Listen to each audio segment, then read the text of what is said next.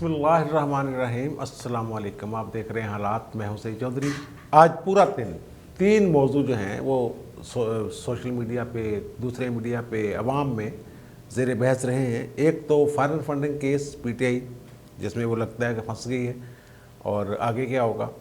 और फिर दूसरा, कल की खबर है लेकिन मौजू बहस आज भी रही है, टैक्स वज़ीर आज़म ने जो अदा किया है कि 1 लाख से फिर 2 लाख और अब अचानक तकरीबन 1 करोड़ पर वो पहुंच गए हैं। उनकी आमदनी एकदम ऐसे क्यों बूस्ट ऊपर गई है, जबकि उनकी जो जायदाद है वो हमने कुछ जांच पड़ताल की है, उसमें कुछ कमी हुई है। असासे जो है उनके, उनमें कमी हुई है, लेकिन आमदनी अचानक उनकी बढ़ गई है। और फिर ज़िक्र मरीम और मरीम नवाज़ और परवेज़ रशीद की एक ऑडियो, जिसमें वो कुछ साफ़ियों को कोई ख़ास अलकाब दे रहे हैं। परवेज़ रशीद साहब, ये ऑडियो कब की है इसका हमने पता लगाया है, वो आपके साथ उस पर बात करेंगे। लेकिन इससे पहले जो इमरान खान साहब का फॉरेन फंडिंग वाला केस है पीटीआई का, उस पर बात करते हैं। उसमें जो स्क्रूटनी कमेटी, कल मैंने जिक्र किया था कि आज उसकी समाअत है और वो पहले मरले में जो स्क्रूटनी कमेटी की रिपोर्ट है वो फ्री कैन को दे दी जाएगी। तरले तुरले मारे इन्होंने, जनाब इसको ओपन ना करें, जाने दें, कुछ करें।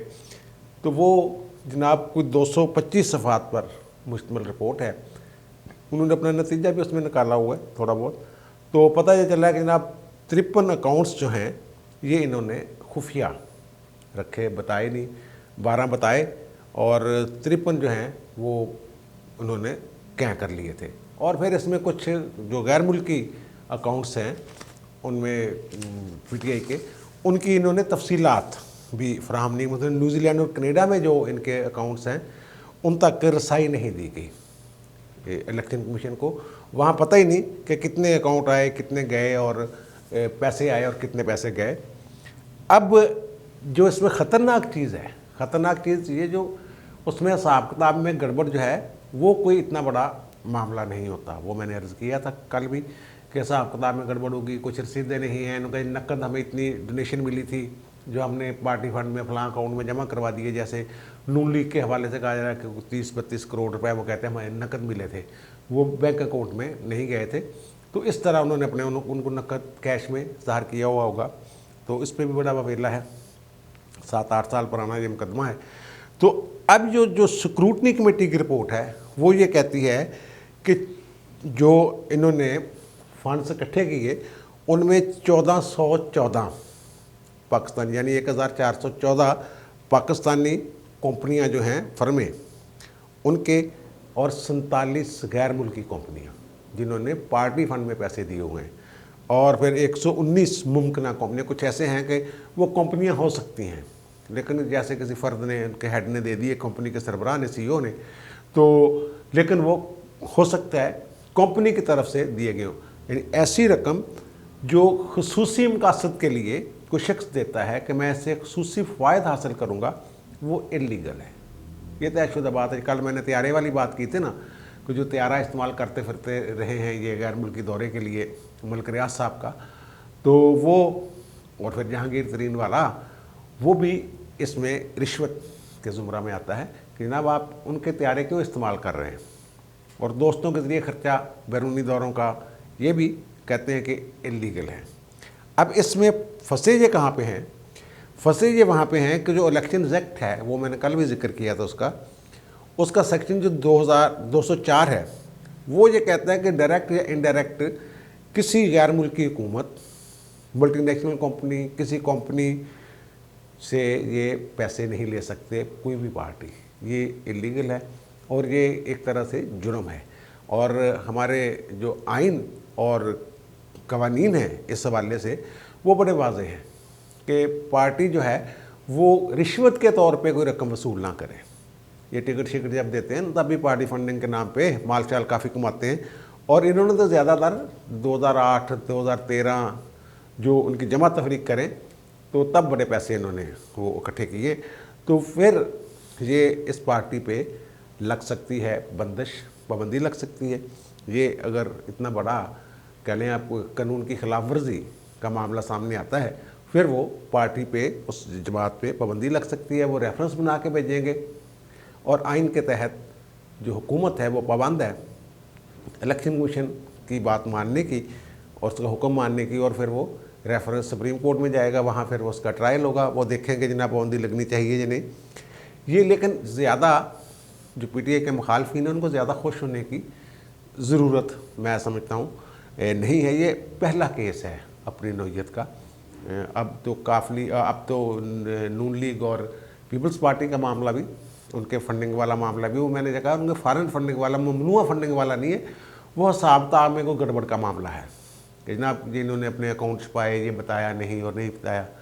इनका कोई जो मामला निकला 33 करोड़ रुपए का कोई आगा पीछा हो रहा है, ये पीटीआई की रकम का, जो उन्होंने असासे नहीं बताए लेकिन उनके अकाउंटों से निकल आए। लेकिन ये जो कंपनियों वाली बात मैं कर रहा हूँ ये ख़तरनाक है, और क्योंकि ये एक पहला केस है और पहले केस में जो उसमें आम तौर पर तय किए जाते हैं असूल ज़वाबत के आइंदा ना हो, वार्निंग दे दी जाए या कुछ हो। असूली तौर पर तो ये ज़ब्त भी किए जा सकते हैं जो असासे हैं, ये जो गैर कानूनी तौर पर हासिल हुए हैं फ़ंड्स वगैरह, तो ये इलेक्शन कमीशन ज़ब्त भी कर सकता है।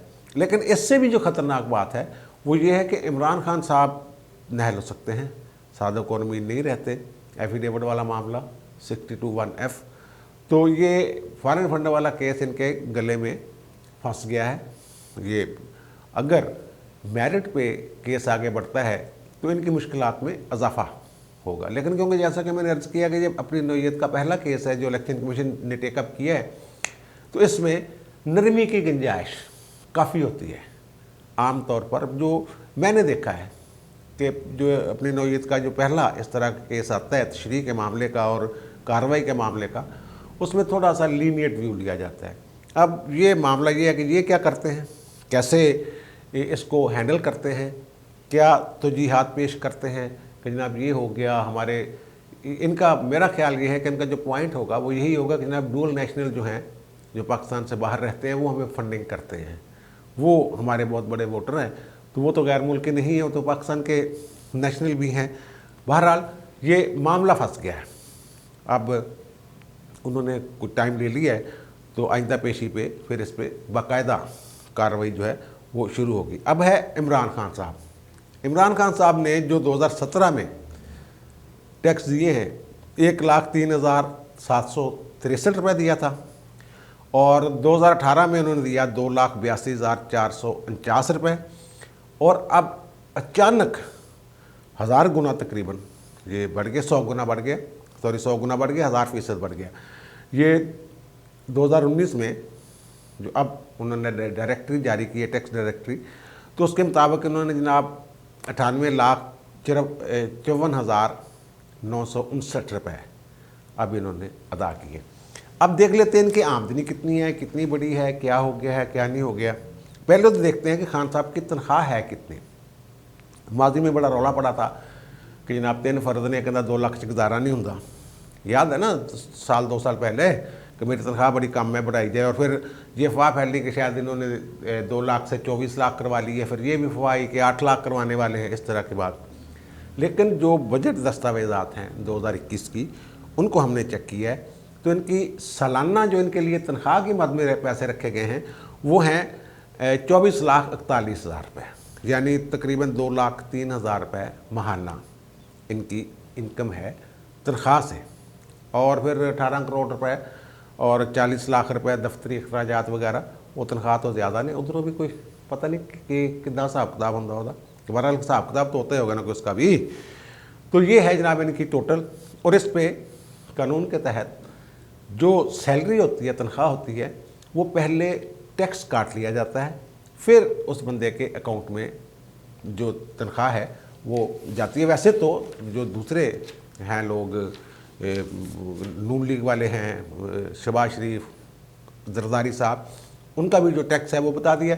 वो शहबाज शरीफ साहब 82 लाख कोई 42,000, आसफ अली जरदारी साहब 22 लाख 18,000, और बिलावल साहब जो हैं वो 5,55,000, और उस्मान बज़दार साहब ने जनाब दिए हैं 2,000 रुपये टैक्स। यार ये तनख्वाह के हिसाब ना भी 2,000 बनता नहीं। बहरहाल वो तो वो देखें और वो जाने FBR वाले और मुराद अली शाह साहब ने 10,99,000 रुपये कोई टैक्स दी।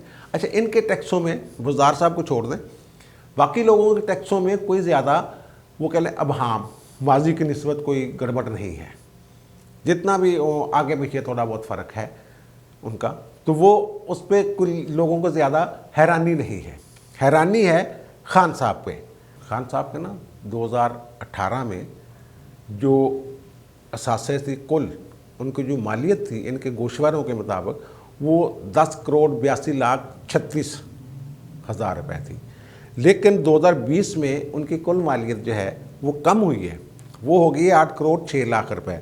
इनकी कोई शेखुपुरा फ़िरोज़वाला में कोई अराज़ी थी, वो उन्होंने फ़रोख्त कर दी हुई है, और वो कहते हैं अभी 7 करोड़ रुपए उस वक्त उन्होंने कहा था कि उनमें से आने हैं। हो सकता है वो 7 करोड़ आ गए हों, और फिर वो वेल्थ गेन टैक्स पता नहीं क्या होता है, वो 1% होता है, वो भी इतने ज़्यादा नहीं बनते कि ये अचानक 96 लाख तक पहुंच जाए।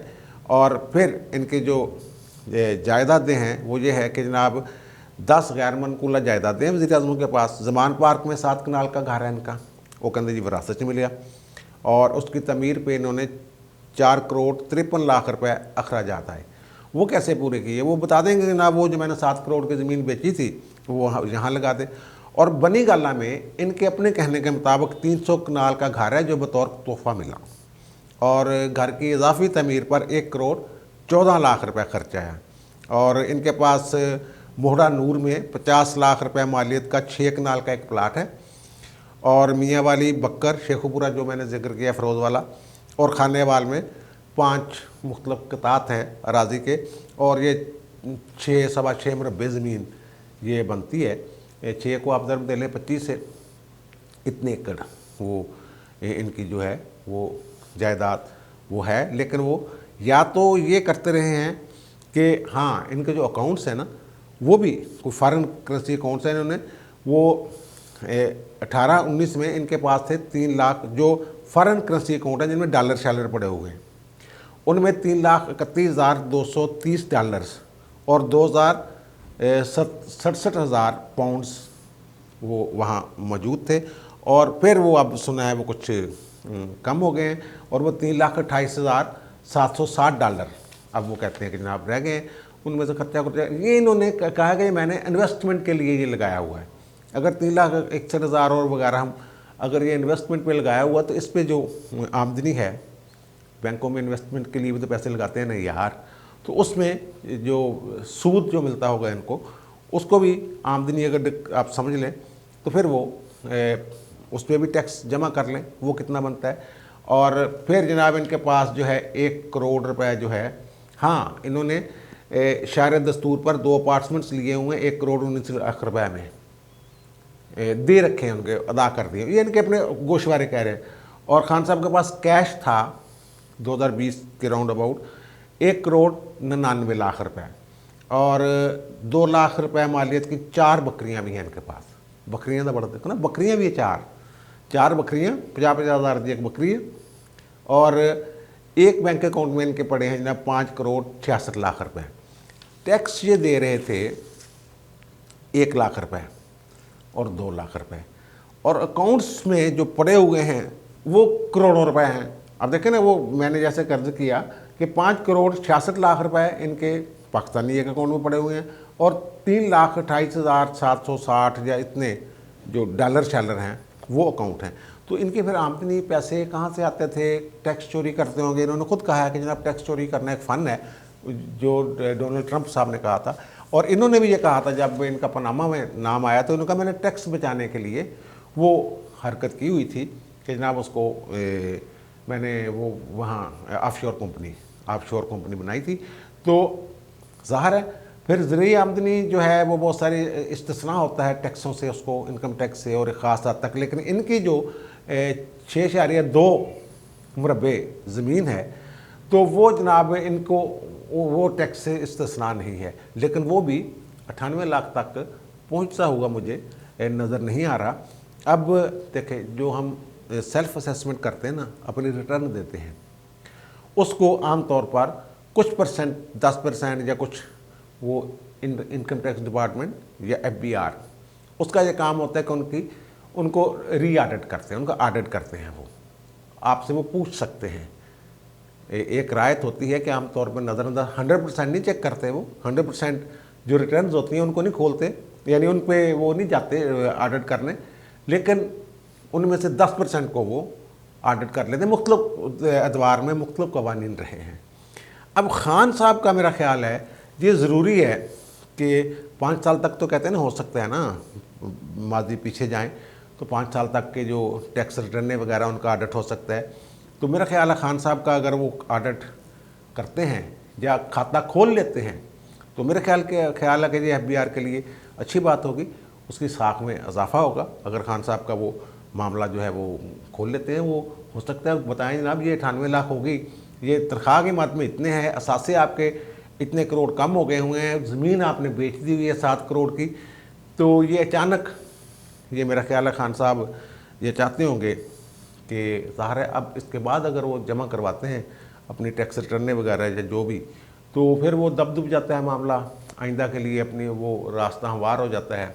ये जो ब्लैक मनी को वाइट मनी करने का एक फार्मूला लेके आए थे ये लोग कि इतने % अगर आप टैक्स अदा कर दें, कुछ % 6-7% ये इस तरह मुख्तलिफ थे, तो आपकी जो ब्लैक मनी है वो पूछा नहीं जाएगा कि ये पैसा कहाँ से आया है। कहीं खान साहब ने उससे तो फ़ायदा नहीं उठाया, क्योंकि वो स्कीम इसी दौर की थी जिन दिनों की इनकी ये टैक्स रिटर्न है। तो हो सकता है इन्होंने अपने जनाब को बहुत सारे असासे जो पैसे नकदी वो अपनी ज़ाहिर कर दी हो और उस टैक्स मिनिस्ट्री पता नहीं क्या नाम था उसका स्कीम से फ़ायदा उठा लिया हो, ये भी हो सकता है। और FBR को ये चीज़ें सारी करके ऑडिट शार्टेड अब आपको बताना चाहिए। अब मेरे ज़हन में तो यही एक नुक्ता है। अचानक TTS ने कहा कि खान साहब ने तो फ़ायदा चुकिया जो टैक्स बचाने वाली स्कीम सी, ब्लैक मनी नो वाइट मनी करने वाली स्कीम सी, वो तो फ़ायदा चुकिया। वो इनकी हमशीरा ने भी करवाए थे, उसमें वो चीज़ें सामने आई थी, उन्होंने करवा लिए थे। तो अब हम थोड़ी सी बात मरीम नवाज़ और परवेज़ रशीद साहब के ऑडियो, ये उसमें जनाब वो कह रहे हैं जनाब स्कोर कार्ड एक प्रोग्राम है जियो पे, परवेज़ रशीद साहब कह रहे हैं। तो उसमें हसन नसार बैठ के हमें गालियाँ देता है, हाँ वो देते हैं।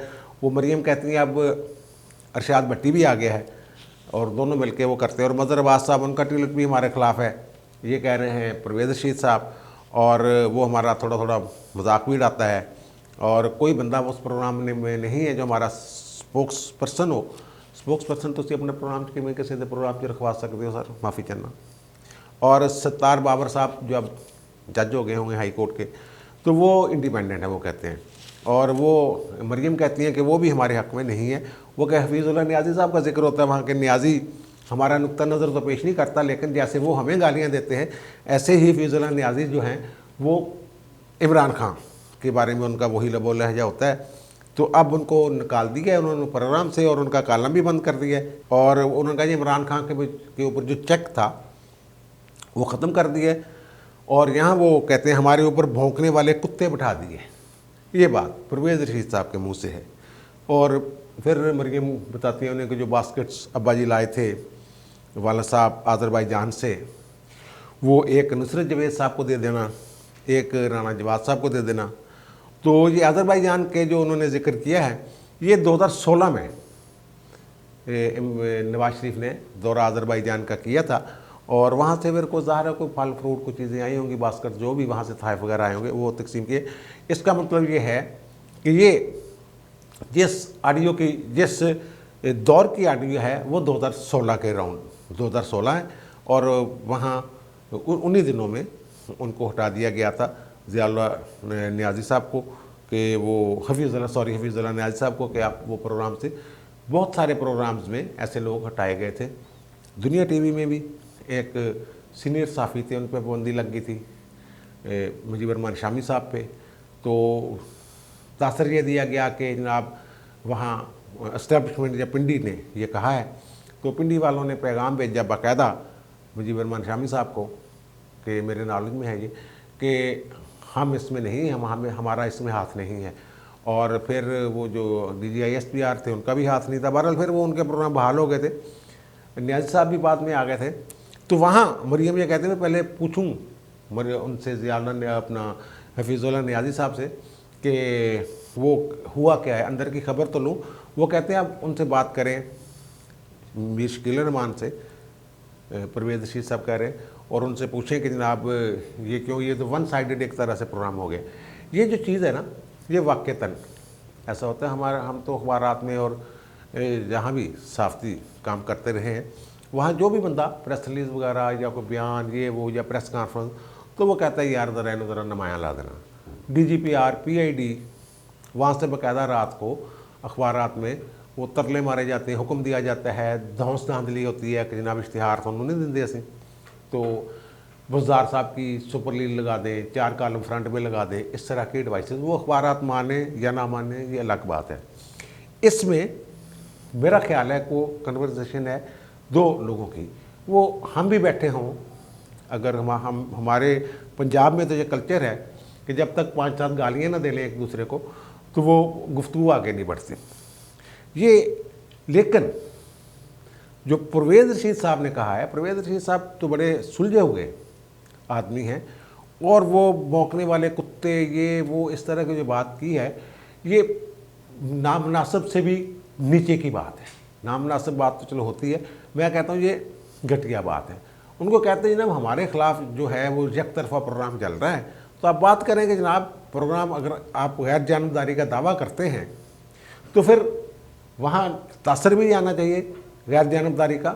सहाफ़ी जो होते हैं वो दावे हमेशा ये करते रहे जनाब हम गैर जानबदार हैं, ये हैं और वो हैं, और उनके अदारगी कुछ अखबारात वो तरीक़ा वारदात ये करते हैं कि अगर बज़ाहिर अखबार का जो न्यूज़पेपर्स हैं, न्यूज़ की जो ख़बरों वाले हिस्से हैं, वो अगर हुकूमत की तरफ उनका टिल्ट नज़र आ रहा है, तो फिर वो जो अदारिया होता है उसमें रगड़ा निकाल देते हैं, अच्छा खासा रगड़ा निकाल देते हैं, और कालम जो है उनमें रगड़ा निकाल देते हैं। अगर कालम जो है हुकूमत की तरफ टिल्ट नज़र आ रहा है तो वो ख़बरों में बाहर रगड़ा निकाल देते हैं। वो कुछ ना कुछ अपनी गैर जानबदारी ज़ाहिर करने की ये कोशिश करते हैं। अब ये एक प्राइवेट मीटिंग है या टेलीफोन पे गुफ्तगू हो रही है, वो हो गई है लीक, ठीक है ना। उसमें जो परवेज़ रशीद साहब का लबो लहजा है, मरियम की जो बात है उसको मैं कहता हूँ कि मरियम तो सही कह रही है कि ना वो अगर गैर जानबदार या कोई मुनासिब होना चाहिए ना, दोनों तरफ तवाज़न होना चाहिए। परवेज़ रशीद साहब भी यही कह रहे हैं, लेकिन परवेज़ रशीद साहब ने जो बात कर दी है ना, मेरे ख्याल गुस्सा बड़ा उन्होंने गुस्सा होएगा उन्होंने दिनों च। ये 2 बंदे जो थे ना जिनका वो उन्होंने जिक्र किया है, उन पे वो आउट ऑफ वे जाके भी कुछ ऐसी गुफ्तगू कर जाते थे। वो एक तो इकबाल को शायर ही नहीं मानते उनमें से, एक इकबाल को शायर बहुत मानता है, इस तरह की बात है। बहरहाल ये परवेज़ रशीद साहब की जो बात है ये लग तो मुझे रहा है कि सही टेप सही है, तो मेरा ख्याल उन्होंने माफ़ी शाफ़ी मांग ली होगी। अगर नहीं मांगी तो फिर उनके साथ ताल्लुकात कैसे ठीक होंगे। हसन निसार साहब और बाकी जिन लोगों का जिक्र किया उन्होंने, बदर अब्बास साहब के बारे में भी उन्होंने कुछ अच्छी राय नहीं दी, और फिर अरशाद भट्टी साहब के बारे में कोई अच्छी राय नहीं दी उन्होंने। तो ज़ाहिर तो उनका टिल्ट जो है वो, बल्कि वो जो कुछ सहाफ़ी जिनके बारे में ये कहा जाता है कि जनाब ये इमरान खान के बड़े करीब हैं, और जो भी करीब क्या हैं या इमरान खान के बड़े इमरान खान को बड़ा लाइक करते हैं, और मैंने ये जिक्र किया था ये ख़ुद लाइक नहीं करते, इनको लाइन मिलती है उसके मुताबिक चलते हैं। तो बहरहाल परवेज़ रशीद साहब जो हैं वो माफ़ी शाफ़ी मांग लें, और ज़ाहिर है गलती बड़ा इंसान जो होता है वो अपनी गलती मान लेता है कि जनाब मैंने बात तो ठीक की थी, लेकिन ये जो कुत्ते भौंकने वाली बात है ये मुझे नहीं करनी चाहिए। ऐसे लोगों को प्राइवेट मीटिंग में भी ऐसी बात नहीं करनी चाहिए यार, ठीक है ना। ये कोई थड़े पे बैठ के गुफ्तगू थोड़ा कर रहे थे, आपस में 2 बड़े बात कर रहे थे, तो उसी अंदाज में वही लहजा इख्तियार करना चाहिए था कि जनाब अगर पब्लिकली हम ये बात करें, और जो बात पब्लिकली आप नहीं कर सकते वो बंद कमरे में भी ना करें। कम से कम आप जैसे लोगों को ये चीज़ ज़ेब नहीं देती। अब मुझे दीजिए इजाज़त, इंशाल्लाह दोबारा मुलाकात होती है नए व्लॉग के साथ। अल्लाह हाफ़िज़।